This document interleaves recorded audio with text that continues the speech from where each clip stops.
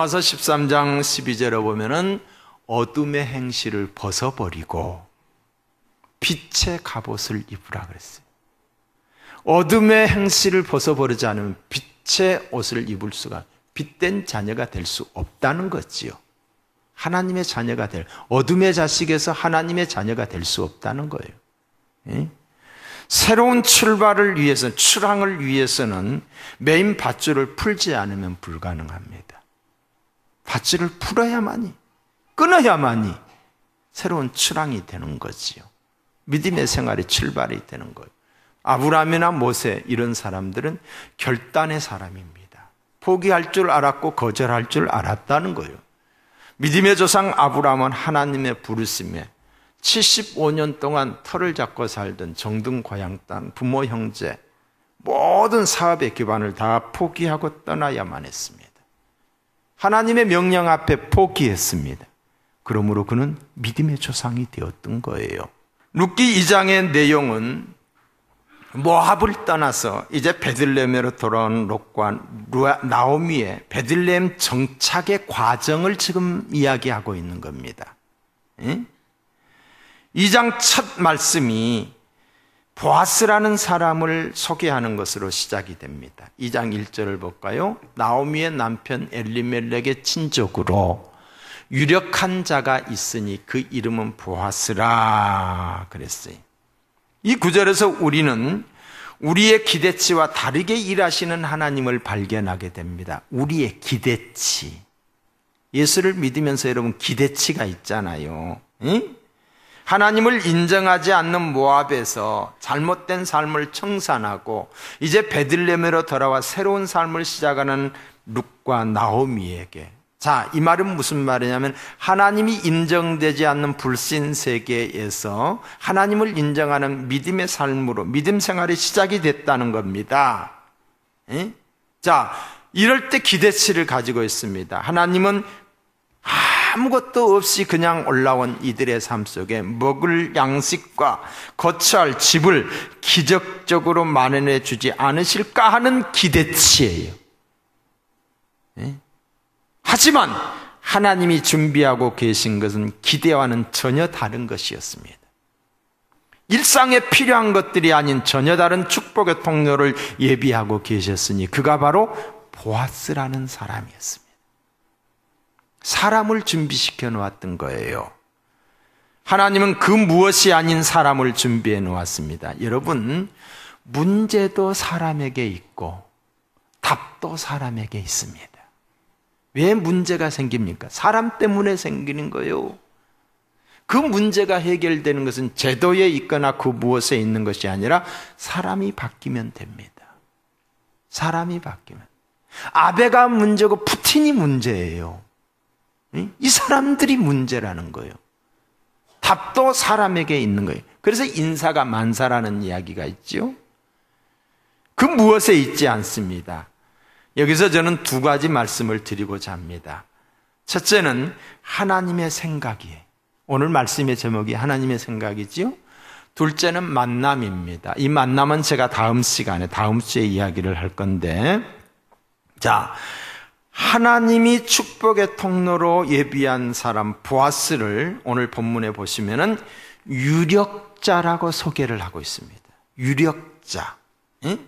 자, 여기서 이 유력자라고 번역된 말이 사사기에서는, 그러니까 룻기와 사사기는 동시대의 상황을 기록한 글이에요. 그런데 이 사사기에서는 깃보로 하일이라고 하는 이 단어를 큰 용사로 번역이 되어 있습니다.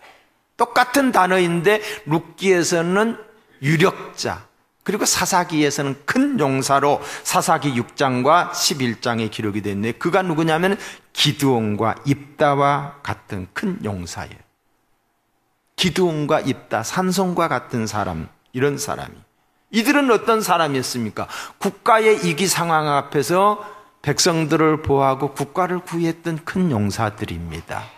그런데 여기에 나타나는 보아스는 어떤 사람인가? 몰락한 엘리멜렉의 가문을 구하고 메시아의 계보를 이어줄 큰 용사입니다. 이 용사를 하나님이 준비해 놓으셨던 거예요. 하나님께서는 고난 중에 돌아오는 나오미를 위로하고 축복하기 위해 유력한 사람을 준비해 두셨던 것입니다. 여호와 이레의 하나님, 우리 하나님 준비하시는 하나님이신 줄로 믿습니다. 실제로 그는 이들의 인생을 책임지고 남을 만큼 유력한 자였어요.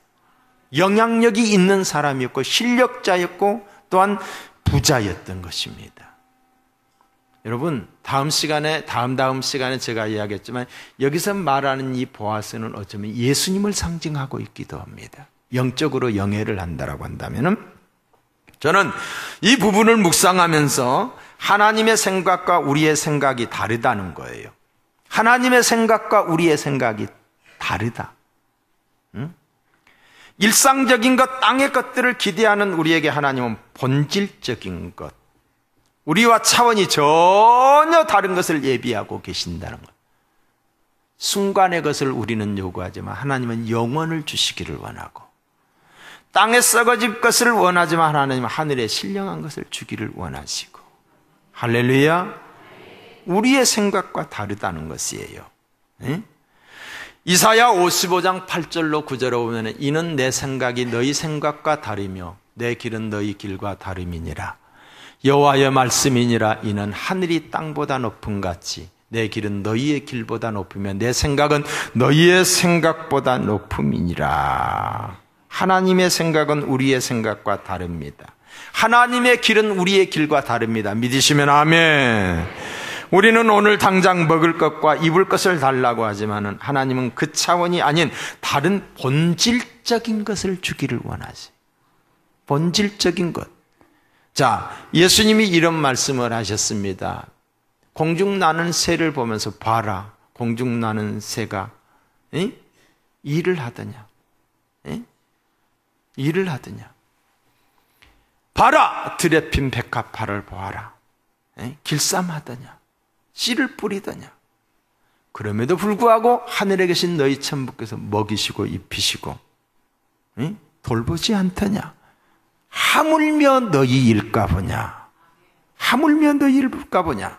그러면서 염려하여 이르기를 무엇을 먹을까 무엇을 마실까 무엇을 입을까 하지 말라. 이는 다 이방인들이 구하는 것이라. 너희 하늘 아버지께서 이 모든 것이 너희에게 있어야 할 줄을 아시느니라. 그러므로 그런즉 너희는 먼저 그의 나라와 그의 의를 구하라. 그리하면 이 모든 것을 더하시리라. 사랑하는 성도 여러분, 우리가 이 말씀을 알고 있습니다. 알고 있어요. 우리가 이 말씀을 알고 인정할 뿐만이 아니라 실제로 그렇게 인도하시고 채워주시는 하나님을 경험하는 삶을 살게 되시기를 주의 이름으로 축복합니다. 얼마나 많은 부분에서 내 생각이 하나님의 일을 그릇되게 하고 하나님의 역사를 제한시키는지 몰라. 뭐가? 내 생각이. 내 생각으로 하나님을 평가해요. 내 생각으로 하나님을 제한해요. 내 생각. 이게 문제예요. 우리는 하나님의 말씀, 하나님의 생각대로 살아야 될 줄로 믿습니다. 누가복음 12장 15절에 보면 예수님께서 삼가 모든 탐심을 물리치라. 사람의 생명이 소유에 넉넉한 데 있지 아니하시니라 라고 하시면서 이 말씀을 가르치기 위해서 주님이 한 가지 비유를 들어서 말씀을 하시는데, 한 부자가 있어. 한 부자가 있어. 밭에 소출이 풍성하며 심중에 생각하여 이르되 내가 곡식 쌓아둘 곳이 없으니 어찌할까 하고 심중에 생각한 거예요. 생각을. 내가 곡식 쌓아둘 곳이 없으니 어찌할까. 너무너무 잘된 거예요. 너무 풍성하게 잘된 거예요. 그래서 그가 말합니다. 이르되 내가 이렇게 하리라. 내가 곡간을 열고 더 크게 짓고 모든 곡식과 물건을 거기 쌓아두리라. 그러면서 하는 말이 또 내 영혼에게 이르되 내 영혼아 열애에 쓸 물건을 많이 쌓아두었으니 평안히 쉬고 먹고 마시고 즐거워하리라 하되, 하나님은 이르시되 어리석은 자여 오늘 밤에 내 영혼을 도로 찾으리니 그러면 내 예비한 것이, 내 준비한 것이 누구의 것이 되겠느냐라고 하셨습니다. 이 부자는 내일 일을 알지 못하는 자였고 물질의 부요함이 평안이고 안식임의 행복인 줄 착각하고 살았던 사람입니다. 그래서 자신에게 말합니다. 내 영혼아 평안히 먹고 마시며 즐거워하자. 창고에 가득 쌓아놓고 말입니다. 이 은행 저 은행에다 가득 저축해 놓고 말입니다. 어떻게 천년 만년 살 것이냐? 주님은 말씀합니다. 이 어리석은 사람아, 내일 일을 내가 알지 못하는도다. 생각을 잘못하고 있다는 거예요. 우리는 결코 천년 만년 사는 게 아니에요. 물질이 우리에게 진정한 평안을 주는 것이 아님을 아시고, 있는 것 그날에 족한 줄 아시고, 감사하며 그날 최선을 다하면서 하늘 소망을 가지고 사시기를 주님의 이름으로 축복합니다. 이 땅을 살아가는 동안 하나님의 생각을 구해야 합니다.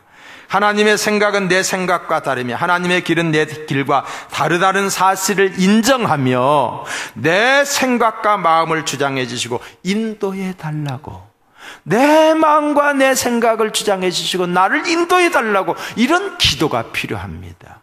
할렐루야. 성경은 이렇게 말합니다. 기도와 간구로 너희 구할 것을 감사함으로 하나님께 아뢰라.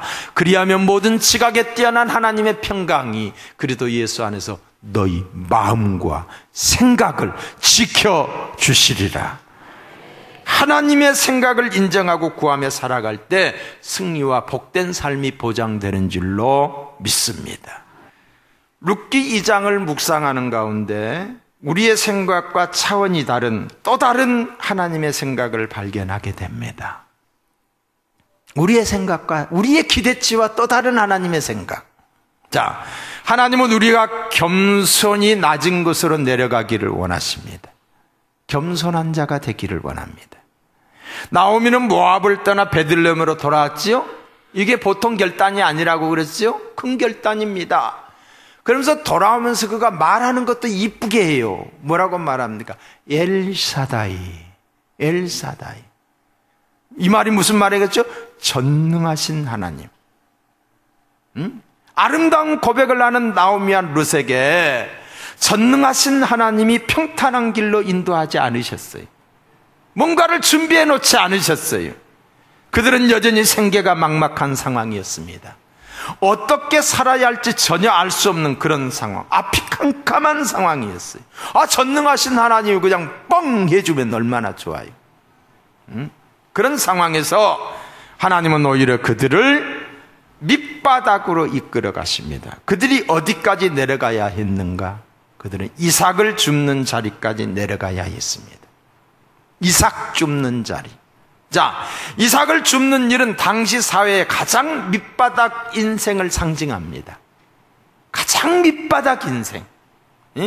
그래서 하나님은 율법에 이삭을 다 추수하지 말고, 그게 사회 보장 제도였어요. 그때 당시 하나님의 시스템이었어요. 다 추수하지 말고 고아와 과부와 나그네와 같이 연약한 이들을 위에서 남겨두라고 명령을 했어요. 이것은 하나님의 시스템이었어요. 그 가난한 자들과 어려운 자들을 보장하기 위한 하나님의 시스템이었어요. 자, 룻기서 2장 2절을 볼래요? 모압 여인 룻이 며느리가 나오미에게, 시어머니에게 이르되 원하건대 내가 밭으로 가서 내가 누구에게 은혜를 입으면 그를 따라서 이삭을 주겠나이다. 이 말은 무슨 말이냐면, 어머니 지금 다 먹을 것도 없는데 내가 밭에 가서 이삭이라도 좀 주겠습니다. 그래서 식사라도 하셔야죠. 이런 이야기예요. 그런데 여기서 하나님의 놀라운 지혜, 놀라운 하나님의 지혜를 발견할 수가 있는데, 이 내려가는 것, 높여주기 위한 하나님의 커리큘럼이 있어요. 하나님의 커리큘럼. 이거는 선택 과목이 아니라 필수 과목입니다. 눈 뜨세요. 눈 떠.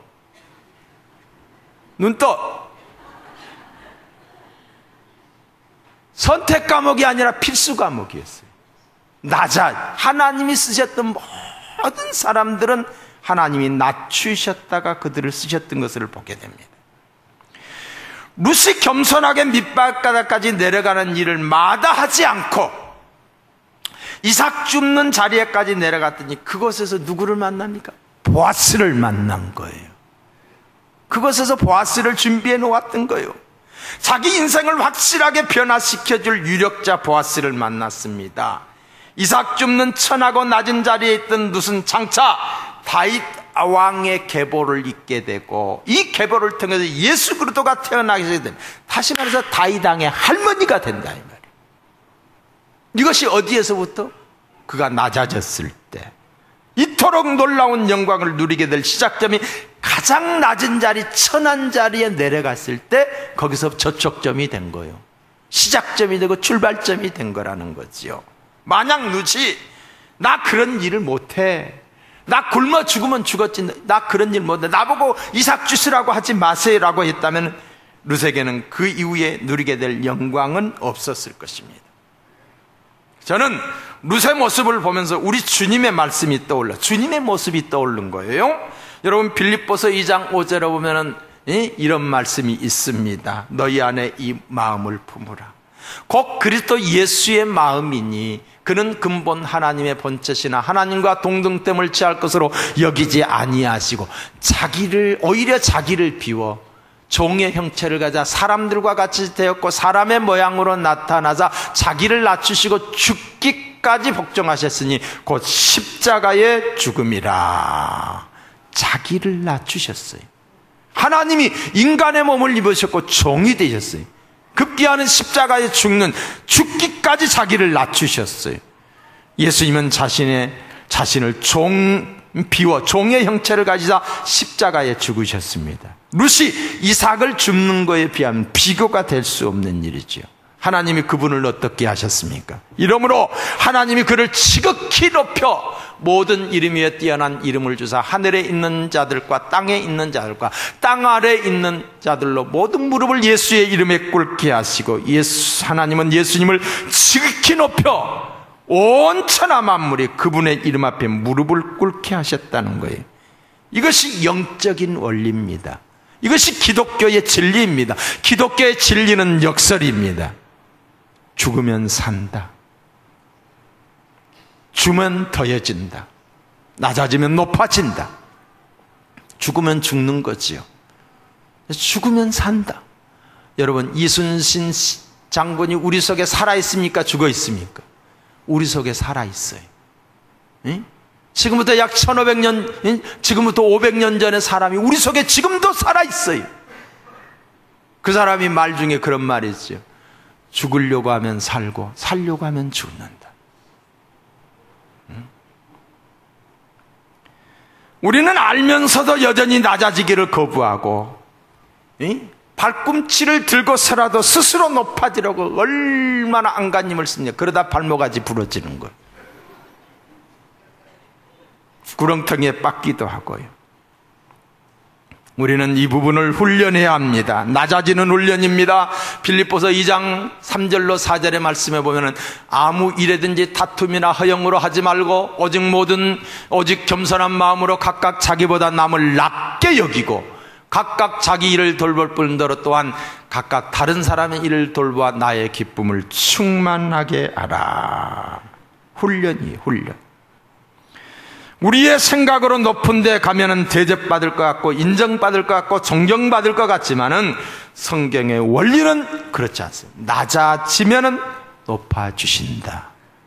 할렐루야. 할렐루야. 룻은 하나님의 백성으로 살아가기 위해 현실적인 고난을 각오하고 가난한 자들을 위해 배려하신 하나님의 율법을 따라 이삭 죽기를 하였습니다. 자, 율법.